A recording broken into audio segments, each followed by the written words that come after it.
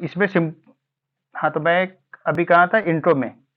तो इंट्रो में डेफिनेशन हो सकता है, सपोज कोई वर्ड है इंक्लूसिव ग्रोथ, सपोज हमारा टॉपिक है इंक्लूसिव ग्रोथ से रिलेटेड, अगर कोई क्वेश्चन आ रहा है तो इस चीज को डिफाइन कर सकते हैं। या फिर कोई डेटा से स्टार्ट कर सकते हैं, कोई भी डेटा हो, रिपोर्ट हो, ठीक है। सपोज पॉवर्टी से रिलेटेड कोई क्वेश्चन है, तो पॉवर्टी से रिलेटेड कोई डेटा हम लोग कोट करते हुए उसको स्टार्ट कर सकते हैं। कोई फैक्ट से स्टार्ट कर सकते हैं हम लोग, कोई भी फैक्ट हो, सपोज इंडस वैली हमने पूछा था अभी आईवीसी पे क्वेश्चन, इंडस वैली सिविलाइजेशन पे। तो ये कब स्टार्ट हुआ, ठीक है। आ, तो वहां से जो है वह आप शुरू कर सकते हैं, ठीक है। इस तरह से जो फैक्ट, तो तीन तरीका होता है, एक डेफिनेशन हो गया, दूसरा जो है डेटा या रिपोर्ट, कोई फैक्चुअल, और आईवीसी। आईवीसी मतलब कोई टॉपिक है तो उसको उसके बारे में लिखते हुए आप इंट्रोडक्शन आप लिख सकते हैं। तो ये दो तीन तरीका होता है जिससे आप एक आंसर, अच्छा आंसर की शुरुआत कर सकते हैं। इंट्रो से समझ में आ जाना चाहिए इवैल्यूएटर को कि आपने क्वेश्चन को समझ चुके हैं, आप आपने क्वेश्चन के डिमांड को आपने आपको समझ में आ चुका है। इंट्रो पढ़ते ही इवैल्यूएटर को समझ में आना चाहिए। अगर आपका इंट्रो उस लेवल का नहीं है तो कहीं ना कहीं जो है वो डाइवर्ट कर देंगे आप इवैल्यूएटर को। उसको समझ में आ जाएगा कि इसको क्वेश्चन समझ ही में नहीं आया है कि क्या पूछा जा रहा है। तो आपका इंट्रो एकदम स्पेसिफिक होना चाहिए। इवन जो टॉपिक अगर है, जो भी टॉपिक मेंशन्ड है सिलेबस में, चाहे वो यूपीएससी हो, चाहे वो यूपी पीसीएस हो, मैं ये सजेस्ट करूंगा मेंस से पहले, जब भी आपका मेंस लिखिए तब से उससे पहले एक इंट्रो हर टॉपिक से तैयार होना चाहिए। एक रटा रटा इंट्रो, उसका एक कलेक्शन होना चाहिए 2-3 पेजों में। अगर उससे रिलेटेड कोई भी क्वेश्चन आता है, आप वही इंट्रो आप वहां पे छाप सकते हैं। ये एक तरीका है शॉर्टकट, ये मैं शॉर्टकट बता रहा हूँ। इससे क्या होगा कि आपका आंसर का लेवल जो है बहुत ज्यादा इंप्रूव हो जाएगा। तो ये चीजें हैं, यही चीजें हैं आपको आंसर को डिफरेंट बनाने का बाकी लोग से। आखिर आपको क्यों चुनेगा इवैल्यूएटर, आपको यूपीएससी क्यों चुनेगी, यूपीपीएससी आयोग क्यों चुनेगी? भाई आप भी अगर इंक्लूसिव ग्रोथ पे क्वेश्चन आ रहा है, आप भी सेम लिखे हैं, बाकी लोगों ने सेम ही लिखा है, कुछ तो डिफरेंशिएटर होना चाहिए।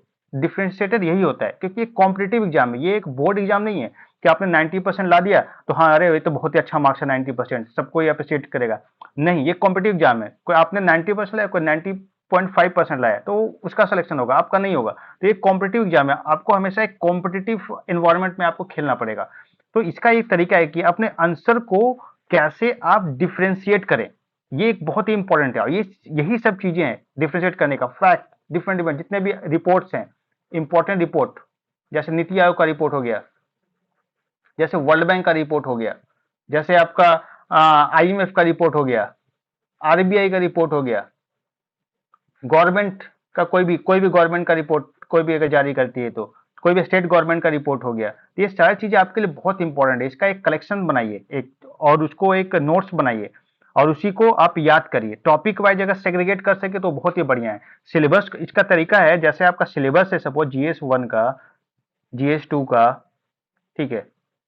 जैसे मैं इसमें जो है करंट से रिलेटेड कोई टॉपिक है, सपोज सोशियो इकोनॉमिक है, तो सोशियोलॉजी सोशल इशू का जो है उससे अगर कोई डेटा आता है, कोई नया स्कीम गवर्नमेंट ने लॉन्च किया, अभी जैसे 23 जुलाई को अभी बजट आने वाला है, तो उसमें बहुत सारे स्कीम्स होंगे, तो सब पॉवर्टी से रिलेटेड कोई स्कीम्स है तो यहाँ पे आप नोट डाउन कर दें, इसको यहाँ पे लिख दें, ठीक है, ताकि जो सोशल इशू से रिलेटेड कोई भी क्वेश्चन होगा आप यहाँ पे उस समय यूज कर सकेंगे। जब भी आप टेस्ट लिखने जा रहे हैं इस पेज को आप पढ़ कर जाएं। जैसे जीएस 1 का आपने टेस्ट कर ले, सपोज आपका है, या फिर कुछ क्वेश्चन आप लिख रहे हैं, तो बस इसको एक नजर देख लें, यहाँ से आपको 10-15 डेटा आपको मिल जाएगा, रिपोर्ट्स मिल जाएगी, इससे आपका आंसर का लेवल काफी इंप्रूव हो जाएगा। तो ये एक बहुत ही इंपॉर्टेंट है। ये सारी चीजें जो है वह एक इंपॉर्टेंट रोल प्ले करेगी आपके आंसर राइटिंग को इंप्रूव करने में। और यही है गेम चेंजर। कुछ नया नहीं है, कुछ नया चमत्कार आप लोगों को नहीं करना है, कुछ नया चमत्कार कुछ ऐसा है कुछ नहीं, यही है जो मैं बता रहा हूँ, ये चीज को आप फॉलो करिए।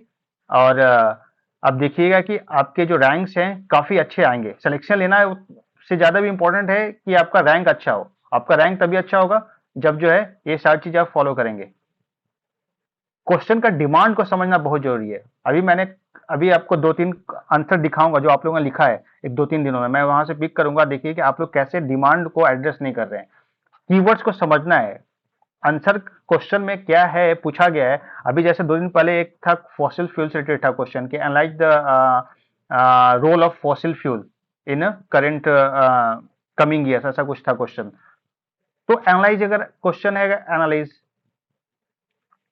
तो इसमें आपको क्या देना है, इसमें जो है वह रिलीवेंस तो देना ही है, साथ साथ जो है चैलेंजेस भी देना है, चैलेंजेस भी आपको बताना है। अगर चैलेंजेस जहां पे आ गया, जहां जिस क्वेश्चन में भी आ गया, डायरेक्ट भी कोई चैलेंज पूछ रहा है या इसके थ्रू क्रिटिकल एनालिसिस के थ्रू भी अगर कोई पूछ रहा है, तो वहां पे आपका तुरंत टारगेट होना चाहिए वेव फॉरवर्ड आंसर में होना चाहिए, वेव फॉरवर्ड या फिर सजेशंस, कुछ ना कुछ सजेशन जो है वो आपका कंक्लूजन में होने चाहिए, ठीक है। तो ये तरीका है, जहां पे चैलेंजेस हुआ वहां पे वे फॉरवर्ड, तुरंत जो एग्जामिनर होगा, जो कॉपी इवैल्यूएशन कर रहा होगा, उसके दिमाग में तुरंत स्ट्राइक करेगा कि इसमें तो बच्चे ने वे फॉरवर्ड लिखा ही नहीं है, कुछ सजेशन लिखा ही नहीं है, तो तुरंत उसका आपका मार्क्स जो है वह तुरंत कम हो जाएगा। तो इसलिए कीवर्ड्स को समझना है कि क्रिटिकल एनालिसिस का मतलब क्या होता है, डिस्कशन का मतलब क्या होता है, डिस्कस जो अगर लिखा रहता है तो ठीक है। कुछ क्वेश्चन डायरेक्ट होते हैं, कोई मार्क्स बटे रहते हैं, सपोज 10 मार्क्स का क्वेश्चन है आपका, तो उसमें जो है सपोज आप इंट्रो पे 2 मार्क्स, कंक्लूजन में 2 मार्क्स, और बाकी जो है वह 6 मार्क्स बॉडी पे होते हैं। सपोज बहुत लोगों ने कंक्लूजन मिस करते हैं, तो आपका मार्क्स तुरंत यहाँ चला जाएगा। कोई इंट्रो नहीं लिखता है, इंट्रो में मार्क्स चला जाएगा, तो फिर बॉडी पे आपका सिर्फ मार्क्स मिलेगा, ठीक है। समझिए एक एक नंबर का गेम है, हाफ ऑफ मार्क्स पे गेम चल रहा है। आप सपोज करिए कि आपका आंसर, आपको लग रहा है कि मैंने तो अच्छा लिखा है, सब कुछ लिख कर आया है, लेकिन सिलेक्शन वहां पर नहीं हो रहा है। आप सोचिए कि बाकी लोग से सपोज 0.5 मार्क्स भी आपको कम मिल रहा है, तो आप सोचिए कि 20 क्वेश्चन है, 10 मार्क्स आप एक पेपर में लूज कर रहे हैं। 6 पेपर है आपका, 60 मार्क्स चला गया तुरंत। आप सोचिए 60 मार्क्स कहाँ पे आप मेकअप करेगा, मेंस है, मेंस में इतना कंपटीशन है कि 60 मार्क्स तो मेकअप करना नेक्स्ट टू इम्पॉसिबल होता है। सपोज बहुत ही अच्छा, मान लिया आपने कोई पेपर में कर दिया है, सपोज कोई पेपर में आपका,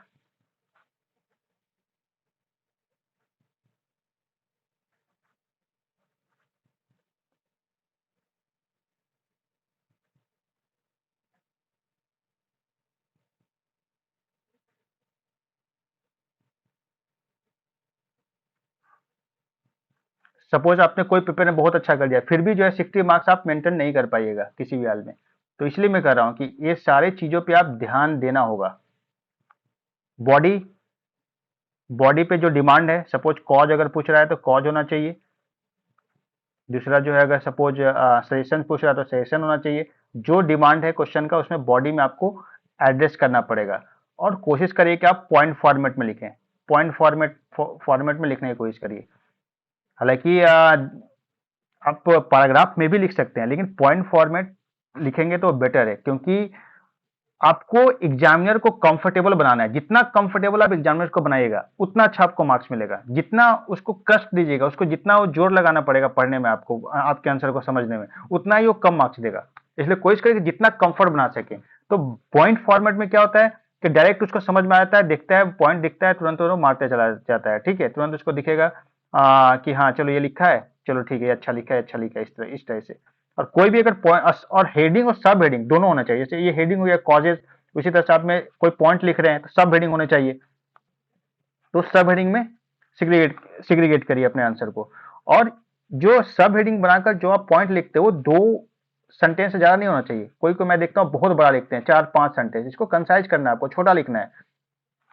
कोई मतलब नहीं इतना बड़ा, इतना बड़ा लिखने का कोई भी इतना बड़ा लिखने का कोई भी मतलब नहीं है। अगर आप इतना बड़ा आप लिख रहे हैं तो कोई इसका मतलब बनता नहीं है, कोई पढ़ेगा नहीं।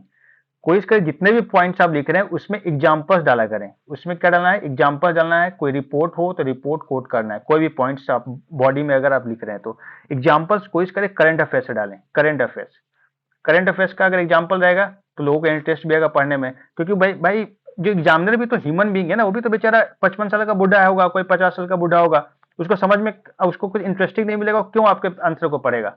सोचिए कोई बंदा सुबह 10 बजे से लेकर 5 बजे तक कॉपी चेक कर रहा है, ठीक है, उसकी कितनी क्या मानसिक हालत होगी। सोचिए, वो बोरियत उस महसूस कर रहा होगा। कहीं उसको अच्छा इंटरेस्टिंग मिलेगा, तुरंत वो जागेगा, फिर वो आपको ज्यादा मार्क्स देगा। समझ रहे हैं, क्योंकि उसका ड्यूटी होगा 10 to 5। पता चला आपका जो कॉपी है 4 बजे आया है उसके पास, और सोचिए आपकी कॉपी में कुछ है नहीं, वही घिसा पीटा बात है, तो वो फिर वही एवरेज मार्किंग कर कर वो निकल जाएगा। पता चला 3.5 देकर आपको आगे निकल गया। अच्छे मार्क्स का मतलब होता है 4.5, ठीक है। तो वही 1 1 मार्क्स जो कमेगा, उसी से आपका सिलेक्शन रुकता है। तो ये सारे चीज का तरीका है। अब जैसे आज हमारे ग्रुप में शेयर किया गया था यूटिलिटी, रोज न्यूज शेयर किया जाता है।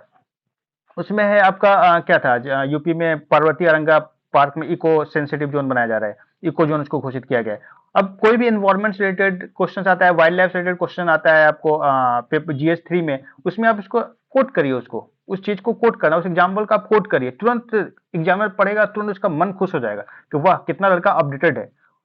तो ये सारी चीजें हैं, आप रोज न्यूज़पेपर पढ़ते हैं, लेकिन न्यूज़पेपर से आपको फायदा होना चाहिए। जो भी न्यूज है, जैसे हम लोगों ने अभी न्यूज जो डालते हैं, वो सारे आपके लिए इंपॉर्टेंट है, उसका एक नोट्स बनाते रहा करिए। रोज 3-4 अगर पॉइंट्स भी आप अगर बनाते हैं, तो आपका देखिएगा एग्जाम तक अच्छा खासा कलेक्शन हो जाएगा, जो कि एनफ है आपको अच्छा मार्क्स लाने के लिए। एग्जाम्स में अच्छा मार्क्स लाने के लिए बहुत ही एनफ है, उससे ज्यादा आपको करने की कुछ भी जरूरत नहीं है। एक चीज मैं बता दूं कि एग्जाम जो है नॉलेज का नहीं है, आपके बहुत सारा नॉलेज है, नॉलेज भरा पड़ा है, कोई जरूरत नहीं है उसका उतने नॉलेज का। ये एग्जाम्स आपको क्रैक किया जा सकता है कम नॉलेज पे भी, अगर आप ये सब चीजों को आंसर राइटिंग को अच्छे से करते हैं तो। नॉलेज आपके पास है, उसको आप उतार नहीं पा रहे हैं, आपको कॉपी में लिख नहीं पा रहे हैं, उसका नॉलेज का फायदा क्या है? कोई फायदा नहीं। अंत में आप सपोज एक टॉपिक पढ़ते हैं, कोई भी सब पार्लियामेंट टॉपिक पढ़ रहे हैं आप, इतना बड़ा बड़ा टॉपिक है हमारे, इतना कुछ हम लोग पढ़ते हैं, क्वेश्चन आता है, उसमें कितना कितना पॉइंट्स हम लोग लिखते हैं, 5 पॉइंट्स 6 पॉइंट्स, इससे ज्यादा थोड़ी ना आता है। वो हार्डली एक पैराग्राफ होता है एक चैप्टर का, 40 पेज का 50 पेज का एक टॉपिक होता है, उसमें एक पैराग्राफ हम लोग को लिखना होता है। तो ज्यादा नॉलेज की जरूरत कहाँ है? आपके पास कम भी है कंटेंट, तो आप बहुत अच्छा आंसर लिखा जा सकता है। ये सिर्फ आपके प्रैक्टिस से आएगा, जितना ज्यादा आप प्रैक्टिस करेगा उतना अच्छा एक आंसर आपके पास आप लिख सकते हैं। अब पूरा आंसर राइटिंग गेम है, पूरा ये एग्जाम्स आंसर राइटिंग गेम है। आंसर राइटिंग ऐसे नहीं हो सकता है कि कोई आया बैठा और आंसर लिख दिया, पूरी अंडरस्टैंडिंग होगा उसको तभी वो पूरा आंसर पेपर कंप्लीट कर पाएगा। पूरा आखिर मेंस का मतलब क्या होता है? पहले प्रीलिम्स होता है, प्रीलिमिनरी, प्रीलिमिनरी का मतलब क्या होता है? वो छाटने के लिए होता है कि जो आलतू फालतू लोग उनको छाट दिया जाए। मेन एग्जाम इसको कहा जाता है। मेन एग्जाम का मतलब है कि यही मेन एग्जाम है इस एग्जाम का। ये प्रीलिम्स ऑब्जेक्टिव को उन्होंने मेंस नहीं कहा है, उन्होंने मेन एग्जाम इसको कहा है, सब्जेक्टिव एग्जाम को। क्योंकि यहाँ पे आप तभी आप परफॉर्म कर सकते हैं जब आप ओवरऑल प्रिपरेशन हो, आपकी फिजिकली आप पूरी तरह से प्रिपेयर हो, मेंटली प्रिपेयर हो, तब जाकर जो इस एग्जाम को आप क्रैक कर सकते हैं। ये और ये तब कैसे होगा? ये प्रैक्टिस से होगा, सिर्फ सिर्फ प्रैक्टिस से। आपको 6 घंटा लिखना है, आप याद रखिए, 3 घंटा सुबह, 3 घंटा शाम। और जो भी एग्जाम्स होते हैं उसमें गैप नहीं होते हैं, खासकर मैं यूपीपीएससी की बात करूं, उसमें गैप नहीं मिलते हैं कि चारों दिन एग्जाम लगातार चलते हैं, आज जाकर दे रहे हैं, कल जाकर दे रहे हैं, परसों जाकर दे रहे हैं, फिर फोर्थ डे आप दे रहे हैं। 6-6 घंटा लिख रहे हैं, आ रहे हैं सो रहे हैं, आ रहे हैं सो रहे हैं। तो मेंटली आपके पास सोचने के लिए बिल्कुल जो प्रैक्टिस होगा वही वहां पे आउटपुट आएगा। याद है, आप लोगों में से कोई अगर मेंस लिखा हो तो वो समझ रहा हो कि मैं क्या कह रहा हूँ, क्या स्थिति होती है, किस तरह का कंडीशंस होता है। तो आपको मेंटली अभी से आपको प्रिपेयर होना पड़ेगा इस चीज के लिए। अगर आप प्रिपेयर नहीं हो गया, प्रैक्टिस नहीं करिएगा, प्रॉपर गाइडेंस नहीं फॉलो करिएगा, तो आपको कोई भी इंसान इस दुनिया में एसडीएम नहीं बना सकता है। आपको मैं ये बनाऊं कि बोलूं कि सिंपल आपको बिना प्रैक्टिस का आप अगर सिलेक्शन हो जाए आपका, इट्स नेक्स्ट टू इम्पॉसिबल। ये चीज आपको फॉलो करनी पड़ेगी, ये चीज आप फॉलो करिएगा अभी से, मैं बता रहा हूँ टॉप 50 टॉप 100 में आपकी रैंक होगी। अब आते हैं थर्ड पार्ट है सबसे इंपॉर्टेंट, कंक्लूजन का। कंक्लूजन हमेशा पॉजिटिव होना चाहिए, निगेटिव नहीं। कुछ ना कुछ पॉजिटिव डालिए इसमें, कि लगे कि लड़का जो है वह, लड़की जो है वो पॉजिटिव पर्सन है, पर्सनालिटी आपकी पॉजिटिव शो होने चाहिए, वो आंसर है। ये पूरा आंसर जो है पॉजिटिव, पूरा आपकी पर्सनालिटी को भी झलकाता है कि आपकी पर्सनालिटी कैसी है। अगर आप निगेटिव कंक्लूजन देंगे तो आपका जो है वह निगेटिव पर्सनालिटी शो होगा।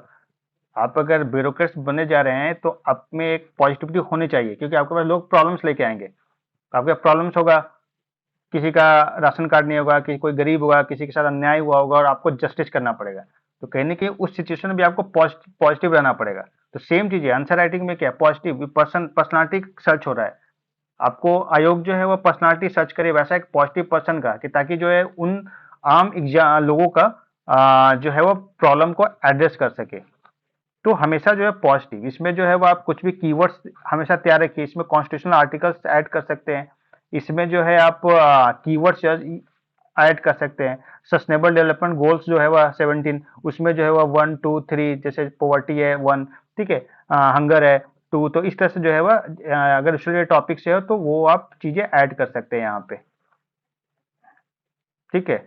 समराइज भी कर सकते हैं, जितने भी आपने पूरा आंसर लिखा है ये पूरा, उसको एक समरी के रूप में जो है आप इसको उतार सकते हैं, तो वो भी एक समरी समराइज कर दें, तो भी जो है वह पूरे चीज, पूरे आंसर का 2-3 सेंटेंस जो भी इंपॉर्टेंट कीवर्ड्स हो वो अगर आप मिक्स कर कर आप एक कंक्लूजन आप ड्रॉ कर सकते हैं। तो ये सारी चीजें जो मैं बता रहा हूँ सिर्फ आपको प्रैक्टिस आएगा, अगर प्रैक्टिस करिएगा तभी चीजें क्लियर होगी। प्रैक्टिस ही सबसे इंपॉर्टेंट है, इसलिए आप प्रैक्टिस जितना ज्यादा करें आपको काफी हेल्प मिलेगा इससे। एग्जाम्पल्स आपको कलेक्ट करने पड़ेंगे, खुद से कलेक्ट करने पड़ेंगे, जितने नोट्स हैं उसमें जो है वो आपको करने पड़ेंगे। वर्ड लिमिट्स आपको फॉलो करना पड़ेगा। मैंने एक छोटा सा आपको एक पीपीटी बनाया था इसमें कि क्या करना चाहिए आंसर राइटिंग में। सबसे पहले क्या है, जैसे मैंने बताया आपको कि अच्छे से अंडरस्टैंड करना है क्वेश्चन को, क्वेश्चन क्या डिमांड कर रहा है। आपको पता चला कि आप क्वेश्चन कुछ पूछ रहे हैं, जवाब आप कुछ लिख रहे हैं, तो आपको लगेगा कि मैं तो कॉपी भर कर आया है, मैं बहुत सारे आंसर देखता हूँ उसमें आंसर जो पूछा गया वो होता ही नहीं है। अगर वो होगा नहीं तो पक्का आपका मार्क जो है जीरो मिल जाएगा। आपको लगेगा कि मैंने तो सब लिखा है फिर भी मुझे जीरो मार्क्स क्यों मिला, क्योंकि वो जो डिमांड है वो पूरा ही नहीं हो रहा है। तो क्वेश्चन सबसे पहले अंडरस्टैंड करना है, सबसे इंपॉर्टेंट है। सेकंड स्टेप है मेंटल फ्रेमवर्क। आपको जो है वह ब्रेनस्टॉर्मिंग वहीं पे करनी है कि क्या है क्वेश्चन, क्या कर रहा है, क्या इसका आंसर होना चाहिए, क्या क्या इसमें पॉइंट्स होना चाहिए। तो वहीं पे जो है मेंटल ब्रेनस्टॉर्मिंग करना है तुरंत। सब कभी कभी क्या होता है, कभी कभी क्या होता है कि आपको दो ही पॉइंट आ रहे होंगे, तीन ही पॉइंट्स आ रहे होंगे, फिर भी जो है ब्रेनस्टॉर्मिंग कर कर आपको जब आंसर लिखना शुरू करना है, अगर आपको आंसर लिखने शुरू करें तो अपने आप पॉइंट्स उससे रिलेटेड आपके पास आएगा, और जब आपका पास पॉइंट्स उससे रिलेटेड आएगा तो आप उसको आसानी से लिखेंगे। तो ये भी सारी चीजें प्रैक्टिस आएगी, सारी चीजें जो है वह प्रैक्टिस से ही आएगा। बहुत ज्यादा आपको जो है वो ओवर स्ट्रेच नहीं करना है अपने इमेजिनेशन को, आपको जो है वह आंसर के इर्द गिर्द ही आपको सोचना है, पूरी तरह से जो क्वेश्चन का डिमांड है उसी के इर्द गिर्द ही सोचना है और आपको आंसर लिखना है। इंट्रोडक्शन के बारे में आपको बता दिया अभी 20 to 40 वर्ड्स। मेन बॉडी के बारे में मैंने डिस्कस कर लिया कैसे करना है, बुलेट पॉइंट्स में आपको लिखना है, वो ज्यादा बेटर है, पैराग्राफ में भी लिख सकते हैं लेकिन बुलेट पॉइंट्स हमेशा प्रिफरेबल होगा। पैराग्राफ वो क्वेश्चन आप अटेम्प्ट कर सकते हैं जो आपको लग रहा है कि नहीं आ रहा है, तो थोड़ा सा पैराग्राफ में जा सकते हैं, अदरवाइज कोशिश करिए कि बुलेट पॉइंट्स में लिखें।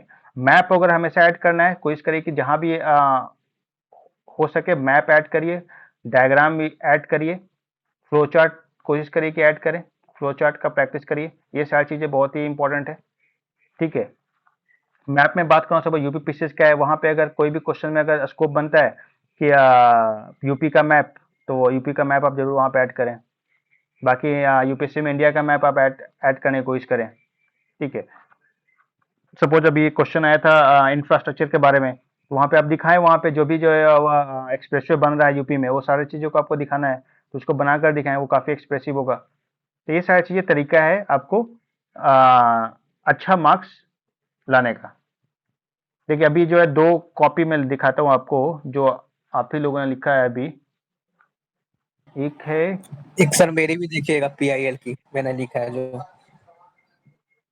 आ, वो तो ग्रुप में होगा, आप ये मैं दो कॉपी ले रहा हूँ आपको।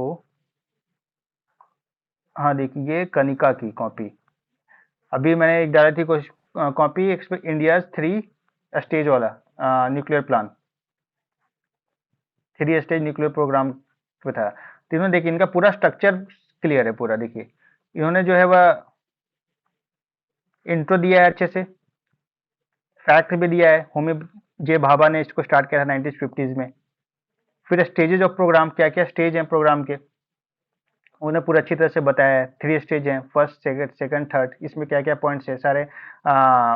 जैसे फर्स्ट स्टेज में था pressurise heavy water reactor, second था फास्ट ब्रीडर रिएक्टर, थर्ड था एडवांस वाटर रिएक्टर। उन्होंने बहुत अच्छे से फ्लो चार्ट्स को भी बनाया है और इसको जो है वह इस तरह से एड्रेस किया है।